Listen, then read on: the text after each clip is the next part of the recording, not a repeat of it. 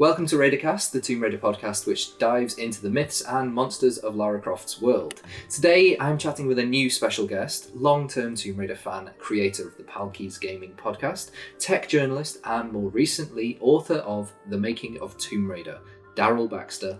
Welcome to Raidercast. Thank you, Chris. Thanks for having me. I'm excited.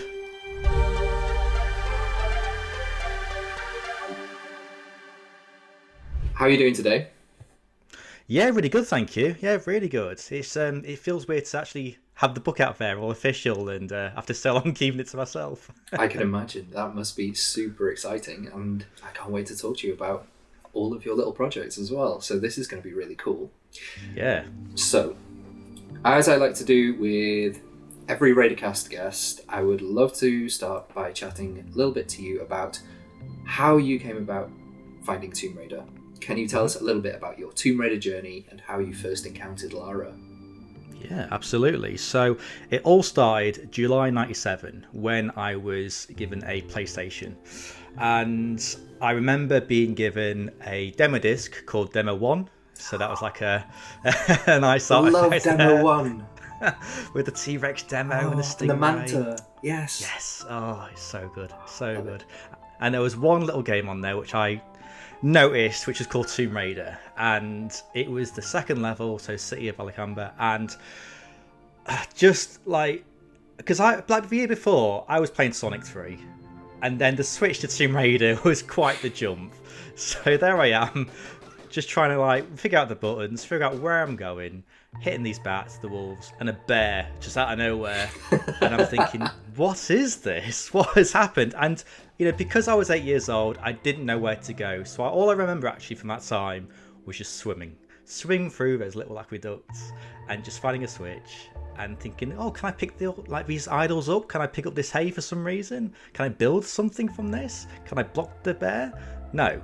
But I still could remember like hearing the music for the first time, going through, and then it would end, I think, just when I found the key. For the next section, and ever since then it just kind of made me want to, you know, just see what the game was about. And then around this time as well, my grandma, bless her, she bought me a Games Master magazine which had just finished covering E3 97. Wow. Which of course, yeah, showed Tomb Raider 2, and I thought, well, I know what I'm asking for Christmas. And it just led up to there, and I remember it clear as anything. I got Crash 2, Pandemonium 2, and Tomb Raider 2 on Christmas Day, and I remember Spice Girls playing in the background because it was Christmas #1, and I'm there playing Great Wall. I remember it so vividly, Chris. And yeah, ever since then, it's just been the first two games that have just really kind of meant a lot, and just been the ones that I've remembered the most, really. Fantastic. So what are some of your favourite levels from those games? Are they sort of also, I guess, maybe tied to nostalgia, or have they changed over the years? To be honest, I think I've kind of like stayed the same, really, because it is that second level again for Tomb Raider 1, because it's the one I always remember. You know, you've also kind of got like the other ones in Tomb Raider 1, because I would get the game, I think it was like late 98, I think, like between 2 and 3 I got the first game, so I went through that, and I remember like, you know, Palace Midas, you know, just going, what happens on this hand, and then just gets the gold, and that's the end of the level. That is definitely one that I remember as well. But yeah, because I got Tomb Raider 2 for Christmas, there's a lot of levels from that game I remember fondly. So you've got Venice, you've got Great Wall, you've got Floating Islands, you've got Dragon's Lair, Home Sweet Home, Tibet, you know, mainly because I also remember watching Games Master on Channel 4, and they did a race of Tibet as well. You know, that just blew my mind.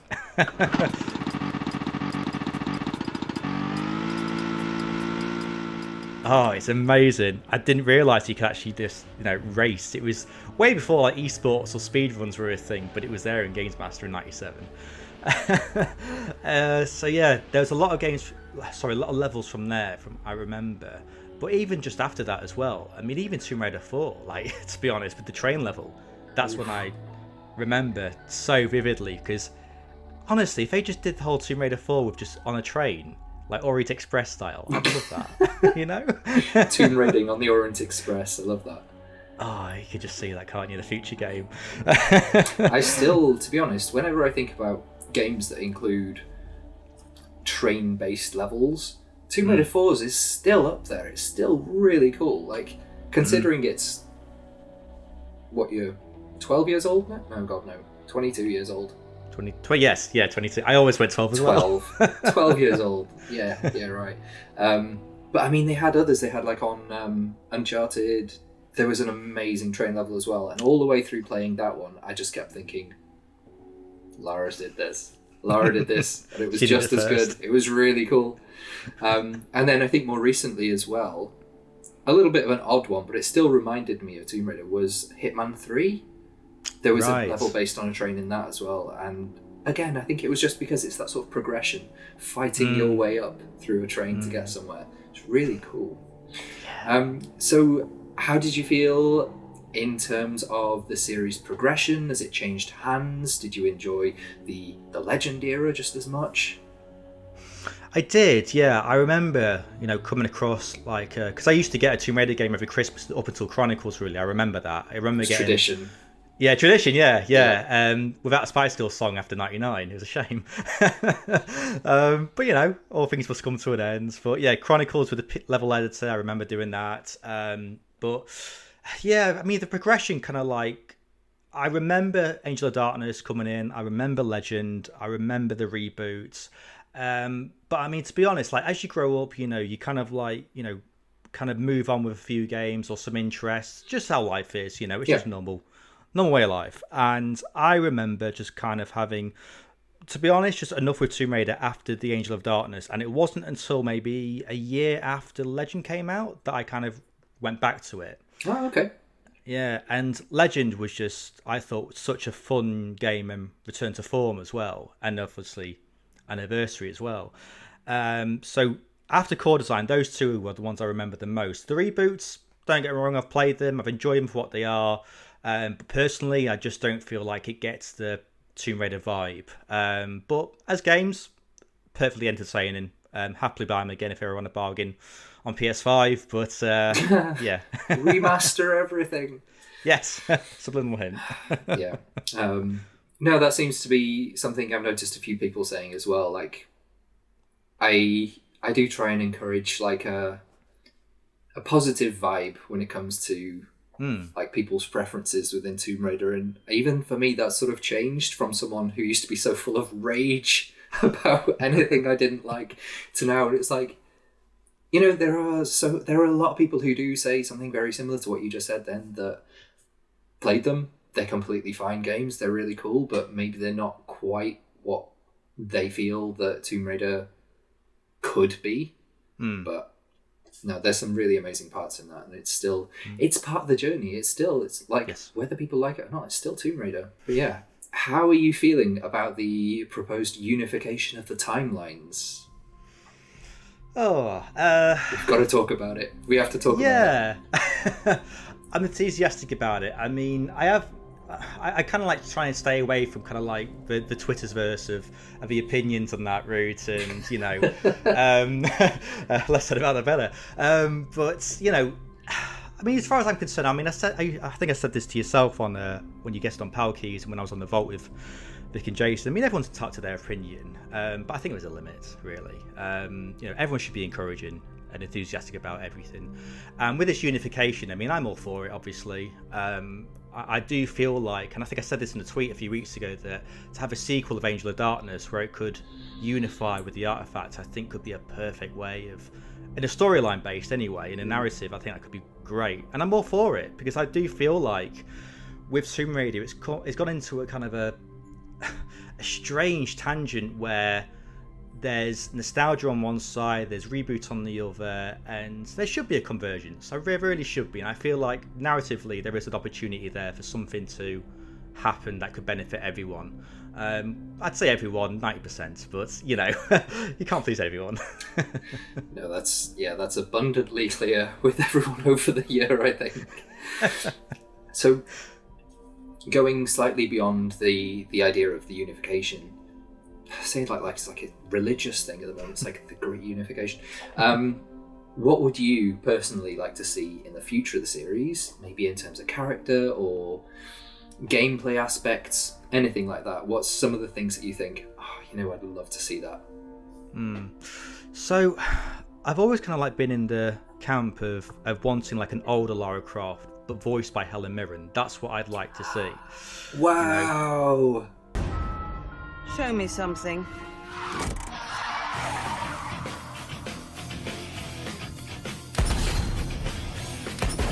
I've always, just this kind of like Dark Knight Returns DC graphic novel, but Tomb Raider, where Lara's just been out of the game for years, and there's kind of like this one last artifact that she has to do, and it's Helen Mirren, and it's just everything's there, and she's just it's just going for it. And I'd love to see that, because I feel like, obviously gameplay wise, I kind of feel like there's an opportunity that's between Uncharted and Hitman actually.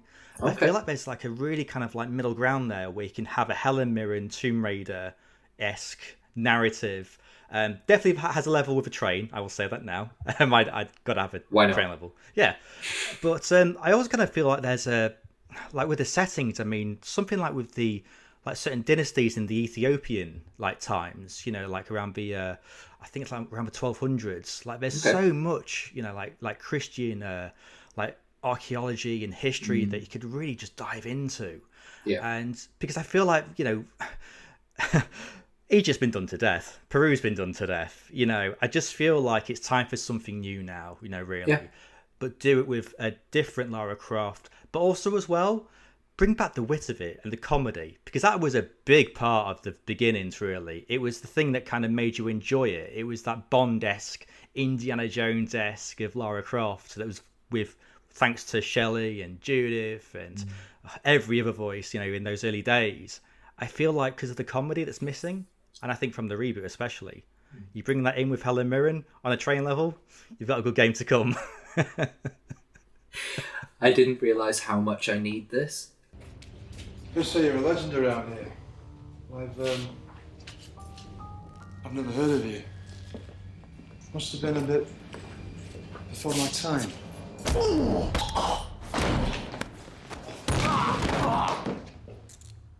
Well, you've heard of me now. Yeah. This is really cool. I mean, I'm really excited as well because obviously they've just announced Hayley Atwell as Lara's voice for the anime cartoon series. Yeah. So good. I am so excited. I've wanted that for so long, and then they were like, it's her. And I was like, woo. It's fantastic, isn't it? It's just the perfect, especially after watching the What If episode as well, with Captain Carter. It just fits the character so well. And it's that sort of mixture of kicking ass but also quipping. I was like, this is gonna work. This is gonna work very nicely. Yeah, spot on. I feel like there's so much that they could do with the character there with Hayley Atwell, but also, like I said again on a tweet, like if they kind of mix that into a future game, if it is the Unification, and have Hayley stay on, that could be a great, like kind of passing on from Anne into game, and just taking advantage of that really, because we all know she's a great actress, great fit for Lara, and I feel like we're in the next stage now where it could really work. And just from my fanboy-esque side of it, just bring back, like Shelley and Judith for no reason at all. Why not? Do an endgame moment on your left. Why not? That'd be really cool. Just for once, it'd be nice to walk into a room and not have the statues try to kill me. Talking about Shelley and Judith, let's dive a little bit into your book. So we're talking about the early games. Yeah. Tell us a little bit about the making of Tomb Raider. What inspired you to start making this? Oh, this is a story. So this kind of like started with me just writing at the beginning, really, back in 2012. I was at uni. The uni mag was asking for pictures, and I'd never written really anything before, to be honest. So I thought, I just put something in about Tomb Raider 2, because of course, and got accepted, and it was in a book, and a book, a magazine, and I just couldn't believe that happened. And I got the book for writing there and then, and it just kind of got me to think, well, maybe if I get an interview maybe with someone from regional team, see what happens. and that led to the interview with Nathan. And the thing is, 2012, I mean, there wasn't really the amount of interviews and knowledge that we know now. It was really difficult to kind of come up with an interview that featured Shelley or Heather or Nathan or Peter. There just wasn't. Way before, like yourself or Tomb of Ash or anyone, it was really kind of barren.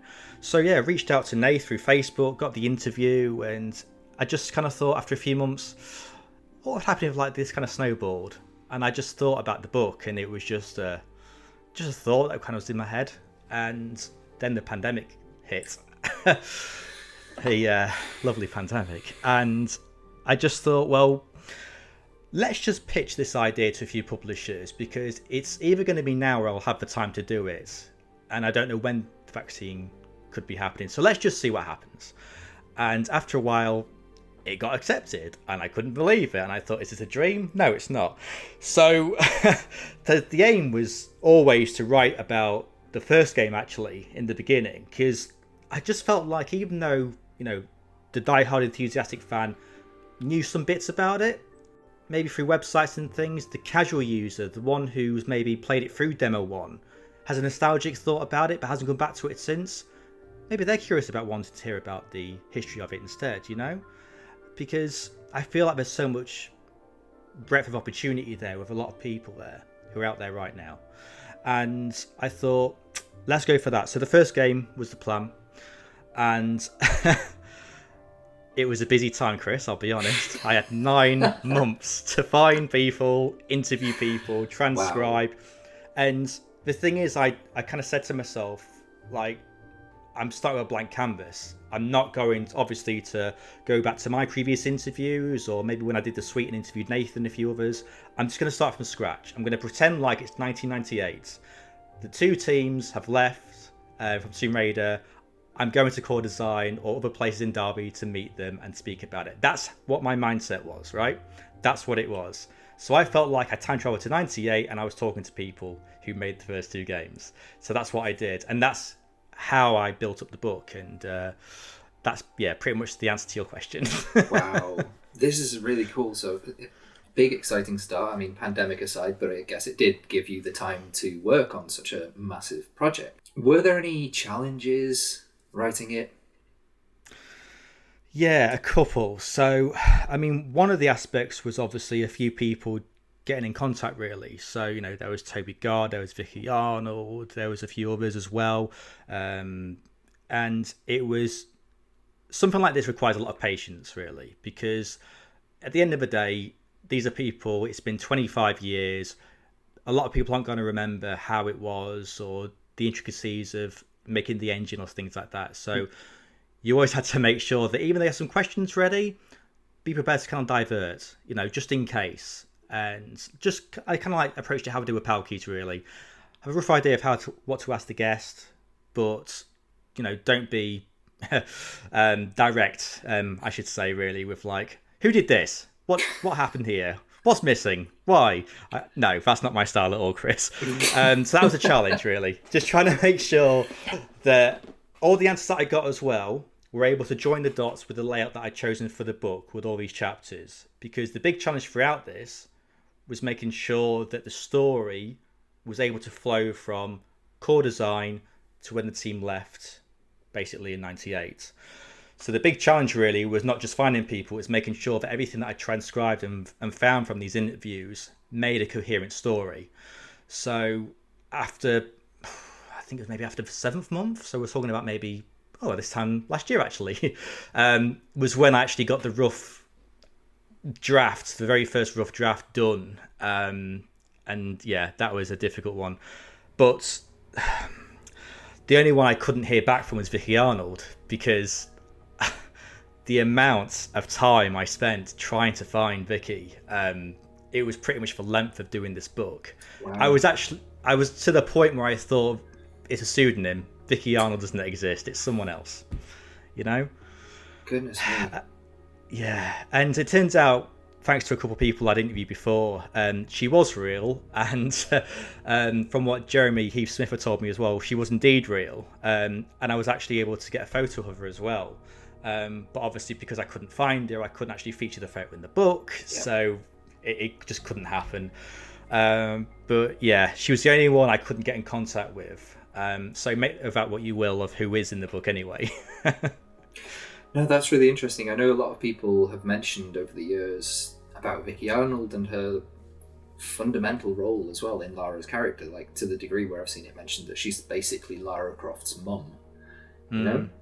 Can we expect things, counterpoints, where someone you've interviewed has been telling you, oh yeah, such and such, it was like this, but then you've spoken to someone else who was like, no, it really wasn't like that. Can we expect things like that? Yes, absolutely. There's definitely two topics that spring to mind that I won't spoil, but there are some kind of, I don't want to say misconceptions, but maybe, I think because of the passage of time, maybe some things have been kind of maybe misunderstood is the right word, perhaps. Okay. Just because as the years pass, I mean, I don't remember what I did 2 months ago, you know. So I mean, 25 years, you're gonna forget things, you're gonna misremember things. So if there were a few topics which I wanted to find out, because don't get me wrong, it's the reason why I'm on this podcast, and I've talked about it when I'm doing the book. I'm a big fan of Tomb Raider. I don't probably say it on Twitter, but I am. I just express it in a different way. So I wanted to write it for someone like me who wanted to find out certain things that hasn't really been documented before, and I found it out, which is great. So there are some things in there which has proved different facts otherwise. So yeah, it's an interesting time. Interesting.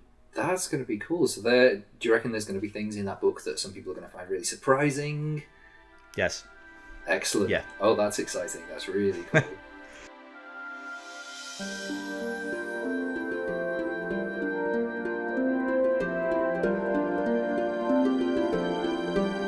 How do you feel about the book now it's done? I didn't expect this to happen so soon, to be honest. I thought I'd be doing this in my late 30s, to be honest, you know. When I was married and had some kids, and I thought, I'll just do this in the cupboard, you know, I'll keep writing it and hopefully someone picks it up. But yeah, that's the first thing, the fact that I've been able to do this book in 9 months, and that's kind of covered pretty much everything I wanted to, really. From the makings of it, from the prototypes to what was misconstrued in some places, and I managed to get everyone up to a point in the book. And of course, I mean, you know, like Troy's in the book as well. I spoke to him like 3 times, I believe, and he was so great. You know, he was so passionate about his time. He was so nostalgic, and we were just having a laugh about it. I think we spoke, last August, and you know, he had this busy job at Team 17, and it was such a shame, and he was all willing to be coming to the event as well, so it was just kind of a double barrel thing to me, because I was ready to send him the book as well, and but he said so many good stories, and his appreciation for everyone there at Core Design and the fans as well, so I was so pleased just to have his voice in there as well. That's going to be something really special. That's going to be really, really nice. In like kind of the early stages of the book, I was kind of thinking, well, how would you kind of go about this, like from a story perspective? Because the way I saw it was, I mean, the first 2 games were roughly kind of made in about 9-10 months, and the book was the same. So I was kind of treating this like an unofficial documentary almost, really, the first 2 games.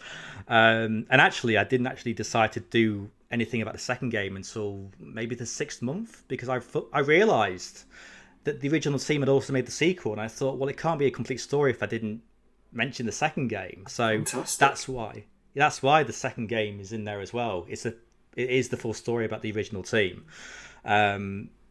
So it's going to sound strange, Chris, but bear with me. So I love like documentaries and like how narrative structures formed certain documentaries. And a few years ago, I was watching the Oasis documentary Supersonic, and I loved just how they framed that, and how they had different stories and different talking heads and things like that as well.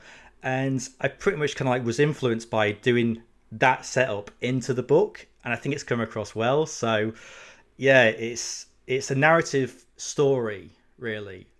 Everyone's talking about it, and it's just me pretty much kind of like being a Louis Theroux while they're making Tomb Raider 1 and 2, just like on the like, if you've seen so many photos like from certain sites, I'm probably there just outside the frame, like outside, just kind of writing things down. That's how it felt like when I was talking to them all. So that's really kind of how it is narratively. It's a story, a documentary from beginning, middle, and end, and what could have been as well. So, wow, no, this sounds like an immense passion project. This is so cool. Talking about Derby, let's talk a little bit about the 25th Tomb Raider event at Derby Quad. What sort of thing can we expect from your segment? Well, this is going to be the official launch of the book, really. So there's going to be a chat by Heather, Gavin, Judith, Susie, who hasn't done a lot of talks really, hasn't talked about the book and the game really. So Susie's there, Pete Barnard as well. It's all going to be about their history, making the game, their experiences, obviously their parts in the book as well. And of course Judith's going to do a bit of a reading for it as well, the book, which is going to be very surreal for me. So yes, that's going to be a moment, Chris. So yeah, it's going to be a special time. It's going to be at 45 minutes. And like I say, the book will be available throughout the day as well. So even before my event, you'll be able to get it. There'll be a stall. And also after the events, you'll be able to get the book signed by myself, Judith, Heather, Gavin, Pete, and perhaps anyone else who could be coming as well. Fantastic, that sounds amazing. What is the official launch date of the book? Yeah, sure. So it's going to be the 25th of October in the UK and the 30th everywhere else. So it's pretty much like the next 7 days after the event, really. It's going to be... Yeah, it's going to be very immense, but it's everywhere. It's on Amazon, iTunes Bookstore, Google even. It's Waterstones as well. That was a moment seeing that. It's everywhere. So, yeah. But obviously, it's in the main one, Pen and Sword, who are publishing it. You just buy it from those. You can have it either as an EPUB, that you can have it on your iPad or tablets, or just have the book delivered straight to your door. But, of course, there will be books at the event as well, so you can get it before the release. So people are flying in for this event. So it's really cool. It's really exciting. And it's going to be amazing just seeing all of the Tomb Raider fans and actually getting to speak to people. Yeah, same. It's surreal that, like 5 years ago, we had the suite of Nathan McCree, and ever since we've had Peter Connolly's incredible Dark Angel Symphony, and now, it's my book, it's yourself, it's Steve War. It's going to be such a great day. And I mean, Luke has said as well, who's the guy who's arranging it, we're well over 100 tickets for it, which is incredible, and we're all on the verge of selling out, which is just something else. So if you're thinking about it, go for it, please. And it'll be great to see you all. Get your tickets now before they sell out. Yeah, absolutely. I mean, I've actually got the I don't know if you can see that, but the book is there. Oh my god, it's a mammoth. Yeah, yeah. It's no way! I thought it was going to be like sort of A5 size. No, it's all there. I know the blurriness kind of gets it out of the shot, but because the aim with the pictures is, I mean, it's like I said. I mean, obviously, this is all by me. All the interviews and the pictures as well. So, there's some incredible designs that Paul has sent me, Heather sent me, Nathan sent me. It's all in the book. All credit to them. They sent me it. All the in-game pictures are by me. I've played Tomb Raider 1 and 2 hundreds of times, and I made sure I put in the screenshots inside, but they're widescreen because I thought in a book it works if it's in widescreen, because if you got it by a 4:3, you just got empty space around it. But widescreen fill it, covers the top. Yeah, fill it. Why not? So Tomb Raider 1 and 2 full on widescreen, it's in there, it's good to go. You're going to be loving it. Sounds good to me. Tell us, where can people find you on Twitter, anywhere else on the internet, if they want to chat to you about the book as well? You can find me at Twitter mainly, so it's just at Daryl Baxter. Also got a site, darylbaxter.com, but there's links everywhere to the book as well. So, if you haven't pre-ordered it yet, you can do it right now. And also you can find me at my day job at Tech Radar, which I'll be covering all the tech and the software because, time recording, I've been very busy covering the iPhone 13. So it's been a fun but busy time. But once it's done, it's going to be full on into the book. Fantastic. Daryl, thank you so much for becoming a brand new guest on Raidercast. It's been a great chat. So much. Thank you. Thanks for having me.